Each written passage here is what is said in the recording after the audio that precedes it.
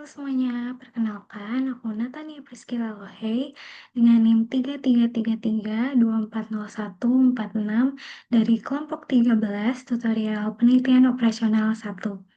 Jadi di sini aku akan membahas mengenai tugas mingguan tutorial penelitian operasional 1 modul yang kedua yaitu metode Big M. Nah, di sini ada sebuah UMKM pisang laris yang memproduksi berbagai keripik pisang di Kota Serang. Nah, UMKM ini tuh memiliki 5 varian, yaitu pisang original, ada yang coklat, keju, balado, dan juga yang rasa madu. Nah, setiap varian ini memiliki tingkat keuntungan yang berbeda dan membutuhkan sumber daya yang terbatas, yaitu bahan bakunya pisang, tenaga kerja, dan juga kemasannya. Nah, keripik pisang original mendapatkan keuntungan sebesar 400 per unit, sedangkan yang coklat 600 per unit, yang keju 550 per unit, yang balado 500 per unit, dan juga yang madu 650 per unit. Dengan sumber daya pisangnya itu 1 untuk yang original, 1,2 yang coklat, 1,1 untuk pisang keju, 1,3 untuk varian balado, dan 1,5 untuk varian madu, dengan persediaan maksimumnya sebesar 100. Dan juga tenaga kerjanya 0,5 untuk keripik pisang original, 0,8 untuk yang coklat, 0,6 untuk yang keju, 0,7 untuk yang balado, dan 1 untuk yang madu, dengan persediaan maksimumnya yaitu sebesar 60. Lalu juga ada untuk kemasan. Di sini ada 1 kemasan untuk tiap produknya dan persediaan maksimumnya yaitu 80. Nah, ada syarat lagi nih, yaitu harus diproduksi 10 unit untuk varian coklat dan juga 10 unit untuk varian madu. Nah, di sini kita akan menentukan jumlah produksi dari masing-masing varian keripik pisang yang harus diproduksi dan juga keuntungan maksimumnya dengan menggunakan 2 software yaitu Microsoft Excel dan juga POM-QM. Maka pertama yang harus kita lakukan yaitu kita buat model matematikanya terlebih dahulu. Di sini ada bentuk umumnya, di mana di sini yang mau kita cari itu Z-max. Kita mau cari keuntungan maksimumnya dengan fungsi seperti ini. Lalu ada fungsi kendalanya dari setiap syarat-syarat di soal tadi. Nah, sekarang kita mau buat bentuk bakunya nih. Nah, di sini untuk fungsi kendala yang pertama itu karena dia lebih kecil sama dengan, maka kita harus menambahkan variabel slack. Lalu untuk fungsi kendala yang kedua juga sama, di sini lebih kecil sama dengan, maka kita tambahkan variabel slack juga. Lalu untuk fungsi yang ketiga di sini karena dia sama dengan, maka kita tambahkan variabel artificial. Dan juga untuk fungsi kendala keempat dan juga kelimanya, karena dia lebih besar sama dengan, jadi kita kurangin variabel surplus dulu dan kita tambahkan dengan variabel artificial. Dengan semua variabel tersebut ini lebih dari 6.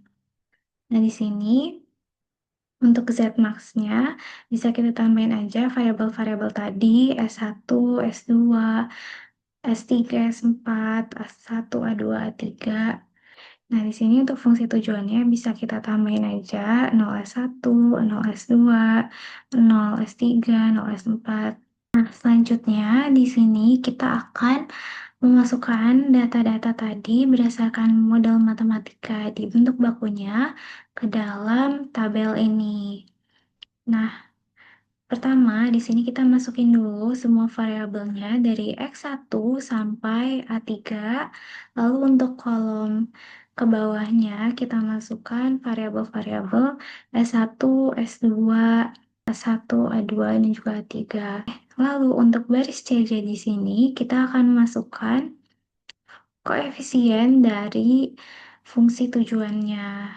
Itu di sini ada 400, ada 600, ada 550, 500, 650,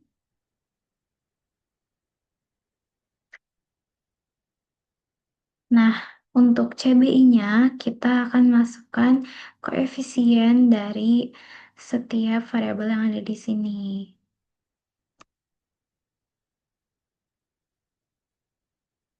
Kita bisa ketik aja.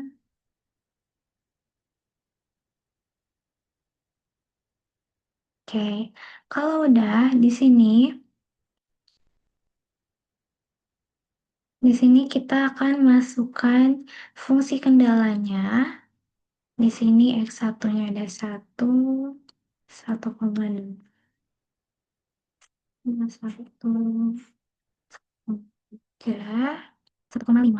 juga 1S1. Nah, sisanya kita bisa isi 0. Dan untuk solusinya, di sini kita masukkan 100. Begitu juga selanjutnya, di sini 0,5, 0,8, 0,6, 0,7, 1, 1,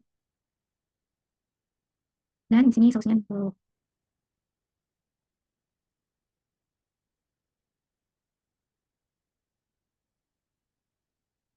Selanjutnya di sini ada 0, 1, 1, di sini S3-nya ada minus 1, ada 2 ya.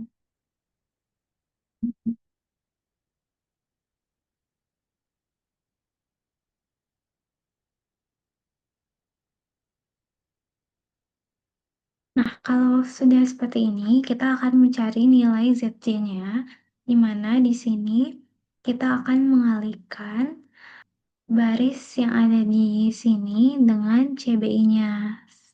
Jadi kita akan mengalihkan setiap barisnya dengan CBI-nya yang sebaris juga, lalu ditambah. Jadi 1 dikali 0 ditambah 0,5 dikali 0 ditambah 1 dikali min M ditambah 0 dikali min M ditambah 0 dikali min M. Lalu hasilnya kita tulis di sini. Di sini hasilnya adalah min M. Di sini min 2M. Lalu di sini ada min M. Di sini ada min M. Min min M. Min min 2M. Sini 0, 0, ini kan ini ada di sini ada min M. Nih, min M. Min M. Nah, untuk ZC min CC-nya, kita bisa mengurangi setiap ZC-nya ini terhadap setiap CJ-nya. Jadi di sini ada min M min 400. Lalu sini ada min 2M min 600. Sini ada min M min 550. Sini ada min M min 500. Lalu sini ada min 2M min 250. Sini ada 0. Oh ya, mohon maaf, di sini A1 sampai A3-nya ini harusnya itu min M, ya. Jadi sini 0. Nah, kalau udah, kita lihat dari nilai ZC dan CJ-nya ini. Karena fungsi tujuan kita itu masing-masing, maka kita akan mencari nilai ZC min CC dengan minus terbesar, dengan nilai negatif terbesar. Nah, di sini M ini diasumsikan sebagai bilangan terbesar. Maka dari itu, di sini bisa kita lihat, di sini nilai negatif M terbesar itu di ada di sini dan juga di sini. Nah, karena belakangnya dia di sini min 600 dan di sini min 650, maka kita akan memilih yang ini karena dia minusnya lebih besar. Kita bisa tandain aja dengan highlight.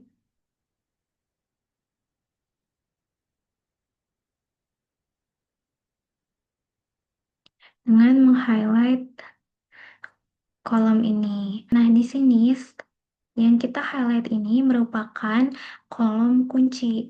Selanjutnya kita akan menentukan indeksnya, yaitu kita ketik sama dengan, lalu kita pilih yang solusi, lalu kita bagi dengan kolom kunci tadi.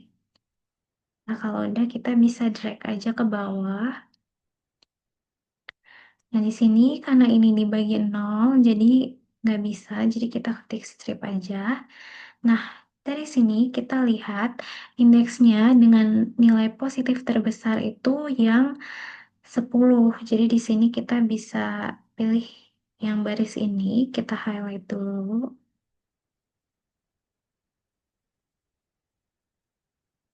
Nah, di sini kita dapat nih baris kuncinya. Lalu nilai yang dilalui oleh baris kunci dan juga kolom kunci ini adalah elemen kuncinya. Nah, selanjutnya kita bisa copy aja. Lalu kita hapus terlebih dahulu isinya. Di sini A3 adalah baris kunci dan X5 adalah kolom kunci, maka di iterasi selanjutnya A3 ini akan diganti dengan variabel X5. Nah, di sini CB ini juga kita ubah, di mana X5 itu koefisiennya yaitu 650. Nah, kalau sudah, selanjutnya untuk baris pertama di kolom X1, di sini kita ketik sama dengan, lalu kita pilih baris pertama di kolom X1 yang sebelumnya, dikurang, lalu kita ketik buka kurung 2 kali, kita pilih kolom kunci yang sebaris, lalu kita kali dengan baris kunci yang satu kolom, lalu kita tutup kurung, kita bagi dengan elemen kuncinya, lalu kita tutup kurung lagi. Nah, lalu kita kunci yang ini sebanyak 3 kali, lalu yang ini sebanyak 2 kali, dan elemen kuncinya kita kunci 1 kali. Nah, kalau sudah, kita bisa langsung drag aja ke samping sampai kolom solusi. Lalu kita lakukan hal yang sama untuk baris kedua dan seterusnya.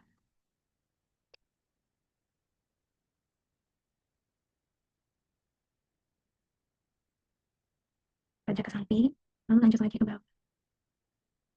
Kita pilih elemen kuncinya, lalu kita kunci, lalu kita drag lagi ke samping. Oke.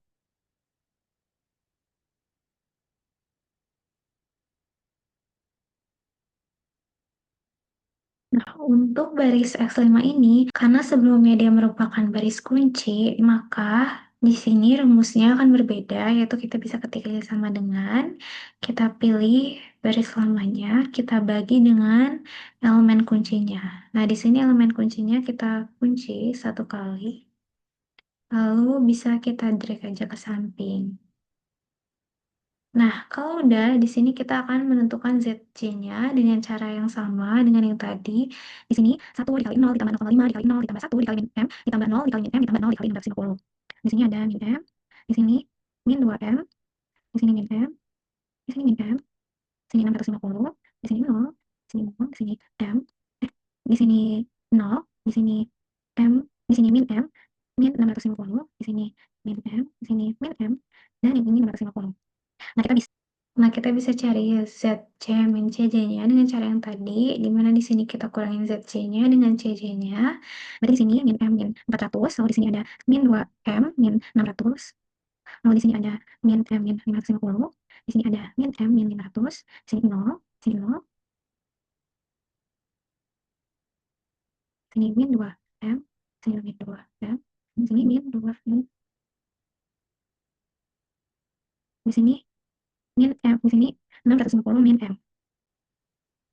Nah, kalau udah di sini sama seperti tadi, kita cari nilai ZJ min CJ-nya dengan negatif terbesar. Nah, di sini negatif terbesarnya yaitu min 2M min 600. Jadi di sini bisa kita highlight seperti tadi. Lalu kita akan mencari indeksnya dengan rumus sama dengan solusi dibagi kolom kuncinya.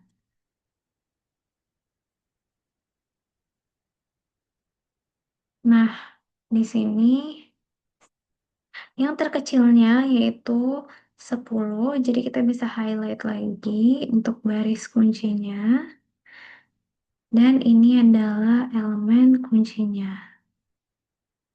Nah, di sini yang kita cari adalah maksimasi, maka di sini nilai ZC min CJ-nya itu harus positif semua. Nah, di sini masih banyak yang negatif, jadi kita akan melakukan iterasi lagi sampai ZC min CJ-nya sudah positif semua. Nah, di sini sampai di iterasi 5, kita sudah mendapatkan nilai ZC min CJ-nya positif semua. Di sini sudah tidak ada lagi yang negatif. Nah, di sini kita akan mendapatkan solusinya, yaitu di sini untuk X3-nya itu 45, untuk X2-nya itu 10, dan juga untuk X5-nya itu 25. Dengan ZC-nya atau keuntungan maksimumnya yaitu 470.000. Nah, selanjutnya kita akan menggunakan software POMQM. Seperti biasa kita akan memilih linear programming.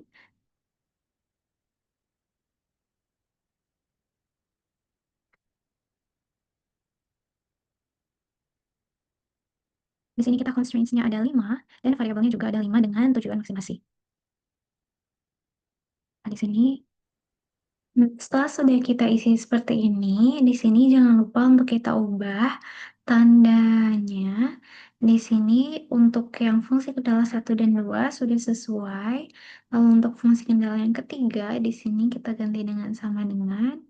Dan fungsi kendala 4 dan 5 kita ganti dengan lebih besar sama dengan.